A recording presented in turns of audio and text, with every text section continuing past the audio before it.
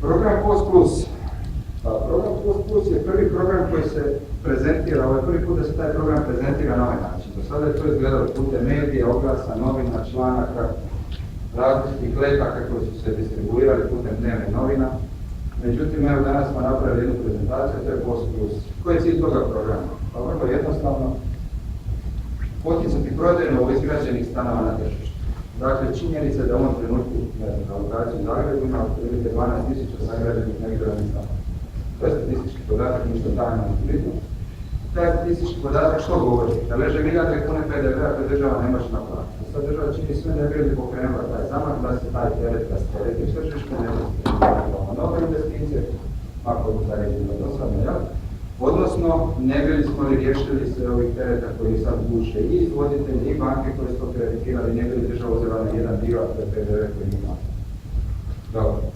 Uvjeti su vrlo jednostavni. Da se radi u Hrvatskoj državljaninu, dakle građanin Republike Hrvatske koji smije stjecati nekretnine, i da taj građanin sam sebi nađe stan na tržištu koji je do 1400 eura po metru kvadratnom. Dakle, kod obiteljskih kuća vi ste bili investitor, kod građevinskog materijala vi ste bili investitor. U ovome slučaju što? Vi sami birate stan na tržištu. Dakle, mi hoćemo sad graditi na lokaciju Poreču tih 30 stanova, vjerujem da ćemo to realizirati uskoro. Imamo listu od 204 čovjeka, ali to je sve priča, dakle vi ne možete utjecati. Dakle, tu imate pravilnike koji vas određuju pripadajuću površinu, infrastrukturu, položaj svoje. Za oni koji nisu zadovoljni s tim modelom, imamo alternativu. To je da redite sami što želite.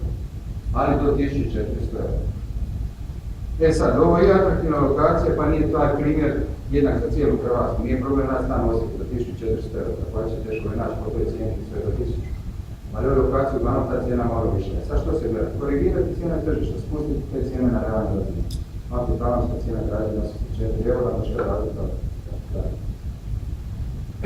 Međutim, o tome ćemo da pod pitanjima razgovarati, da li je moguće naći stan za 1400 eura. Iznos zajma kojeg država daje vrlo jednostavno, 200 eura po metru kvadratnom. Dakle, država daje 200 eura po kvadratu, ako stan ima 100 kvadrata, to je 20.000 eura. Ako stan ima 50 kvadrata, to je 100 kvadrata. Što s onim što država ne daje, a to je uzorno na POS program, dakle POS Plus kao nekakav alternativni program nastao.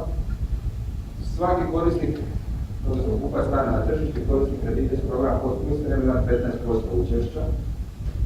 Jedan dio kredita banka, to je sve ono što nije pokriveno sa 200 eura po kvadratu. I ajmo mi to sad računati na policiju. Dakle, ako imamo stan površine 1400 eura, i taj stan ima otprilike, recimo, 50 kvadrata, to znači da takav stan košta 70.000 eura. Od tih 70.000 eura, 15% vaše učešće, to je 10.500 eura. Što je ostalo? Država će vam dati 200 eura po kvadratu, to je još 10.000 eura. Dakle, 20 smo dali, i šta je s onih 50 što nam još banke? To ide iz kredita banke. Koje banke, bilo koje banke, jer kako se imaju ugovore sa nama, pa čak i štedno-kreditne zadruge i druge financijske institucije. Svi oni koji su ovlašteni zakonom da od kredita imaju ugovor sa APN-om, da mogu dati i kupoprodajne cijene takvog stana. Što s onim stanima koji više nisu vlasništvo izvoditelja? Dakle, puno izvoditelja krenulo, dobro je vjeri, ljudi su razudili, došli su do financijskih problema, nisu htjeli i sad su stali, onda su banke to zaplijenile, nije problem. Nama nije bitno koga kupujemo, bitno je samo da kupujemo novu gradnju i da na tu novu gradnju nije naplaćen PDV do tada. Dakle, može biti prodavati i financijske institucije, i one koji izvodio rade, pa čak i obrtnik neki kooperanti ili neki slični. Državi cilj da se to realizira.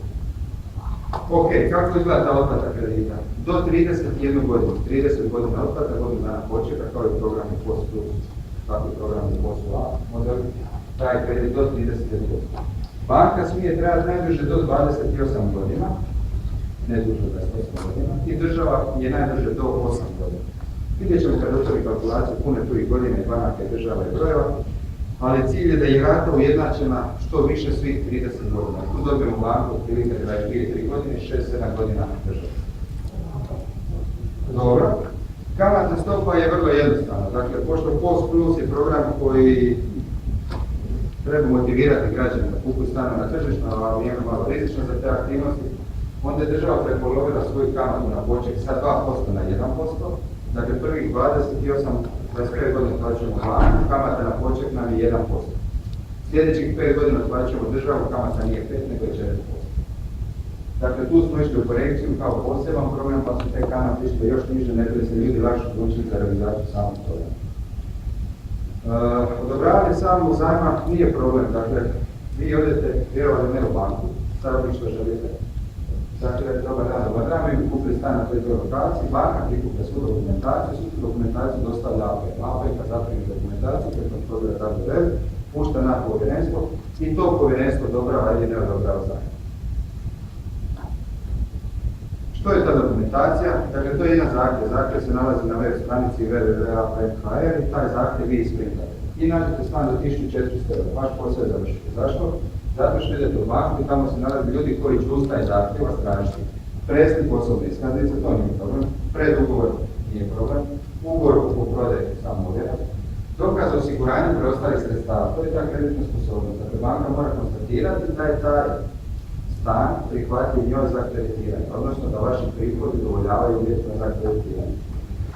Ovo je preslik akta za građenje, akta za uporabu građevine, dakle to je jedna formalnost, dakle onaj stan koji kupujete da je ispravan, da je tehnički pregledan, da je dovršen i sve ono, da je siguran za življenje. Ugovor o zajmu je vrlo jednostavan, dakle nakon donošenja odluke kojim je odobren zajam, to je ta odluka povjerenstva, fizička osoba i APN sklapaju ugovor o zajmu, taj ugovor se ovjerava kod javnog bilježnika na temelju takvog ugovora, APN upisuje zalog na drugom mjestu nakon poslovne banke, samo iznos kredita, to je 200 € po metru kvadratnom. Naši kontakti su jednostavni, ali prije samoga kraja pogledat ćemo i ovu kalkulaciju, kako bi nam taj zajam bio malo opipljiviji. Pa dobro, mi smo uzeli ovdje površinu stana 100 kvadrata, možda to nije najprimjerenije, ajmo reći nešto 80 kvadrata. Ja sam stavio 900 €, možda to možemo korigirati ovdje na nakon 1300. Mi dobijemo jednu površinu stana 104.000 €. U ovom slučaju, ovisno o tome koliki vi kredit želite, 15% je vlastito učešće svakoga kupca. To učešće odbija se preostalog iznosa kredita. I dobijemo dva, kredit poslovne banke, u ovom slučaju 25 godina 9 mjeseci 440 €, a ovih zadnjih 51 mjesec 441 €.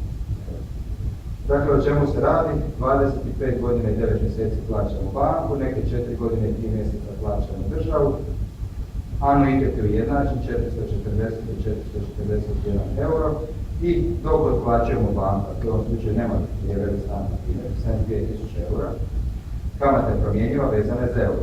Kad smo otplatili državu, ovaj iznos kredita je dok smo plaćali banku 25 godina, nije išao pod kredit, već je na njega bila kamata na počet 1%. Od 25. godine do 30. plaćujemo državu, kamata je fiksna, bila ne bila recesija, ali niti je takav stan iznosi 441 €.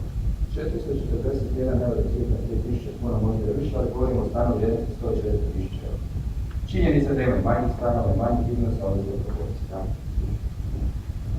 Primjer je u pravilu 50 kvadrata, 65.000 €, 15% je nešto manje 10.000 €, ostalo nam je 55.000 €. Tih 55.000 € dijelim dva kredita, to je kredit banke i države.